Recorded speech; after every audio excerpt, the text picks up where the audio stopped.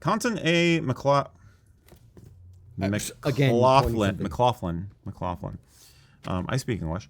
Conlon asked us, is there a different haggis available to buy in the U.S. that does not come in a can? Or is your only option? Is it all canned haggis? Yeah. Haggis comes out in the shape of the can, like the cranberry sauce. Like our dog food. Yeah. I don't know about in the U.S. There's there was canned haggis. Period. I've never heard a good review of canned haggis, but it exists. Mm-hmm. It's a thing. There's who are our friends in North Carolina, whatever it is? Scottish Gourmet. Scottish Gourmet. Yes. Scottish Gourmet has American, old Scottish soul that lives, an actual Scot who came to the U.S., started a company called Scottish Gourmet. They make very, very good quality haggis. Yes. It is not all the heart, lungs, liver, kind of all the stuff that is in Scottish haggis, but it is as close as you can get, in America. So I would say them. The other thing I would potentially say is if you are, adventurous in the kitchen, so to speak, and or you have a local butcher, maybe try to make it yourself. Go online, look for a recipe. Like if you can go somewhere where you can get actual organ meats, so you can get heart, you can get lung. Mm-hmm. I think the lung is the one that lung is the one they have the most trouble with. Yeah, the FDA says like, no, you're not allowed to import stuff with lung in it. Mm-hmm. So that's why you can't get Scottish haggis here in the U.S. But if you can find a local butcher who would, who could sell you liver, heart, lungs, as well as everything else that goes into haggis, then maybe you can do it. You can do, if you can get a sheep's stomach and be like super duper authentic, great. If not, then, get, sausage casing, that kind of thing.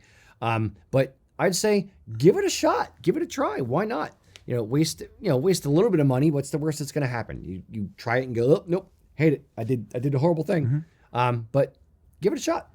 Yeah. I'm not sure how many haggis makers, even in Scotland at this point, use organic casing versus synthetic casing. I'd be willing to bet that most of it is actually synthetic casing in this day and age, just for the sake of practicality. But you can get natural casing. I've made haggis at home in a crock pot, so no casing involved. I would not do that again. It was delicious, but it wasn't the effect I was going for. So I would definitely put in a casing now, and you can definitely do it in a pot in the oven, or you could do it in a Dutch oven, or you can do it in a crock pot. Just how you steam it is up to you. The ingredients, I don't get hung up on having the organ meats per se. I think you can get a really good facsimile to the flavor profile without having lung. Now, if you have access to a butcher, great, like you said. But you can play around with other things too. Like I've known people who have used combinations of game meats, like rabbit. I've done it. I haven't done this one yet, but I'm going to. Beef heart, which is delicious, by the way.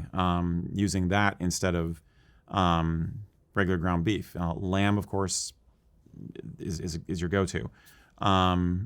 Venison, I've heard used. So the main thing is with haggis is the fat content and the spices. So if you've got the spice blend right, you will have an enjoyable flavor.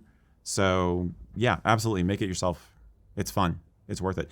I even saw there's a bushcrafter I follow from England, and he actually made his own haggis for dinner one night in the campsite. He made just a little mini haggis for himself, and it was just like made it all right there, or like brought the haggis and then steamed it there. No, he made it there from scratch. He had the meats and stuff they brought in with him. He had the casing. He just did all the chopping and then stuffed it and steamed it right there. Nice. In the tent, because it was winter camping, as I recall. So that is dedication. He's kind of a foodie. Fair.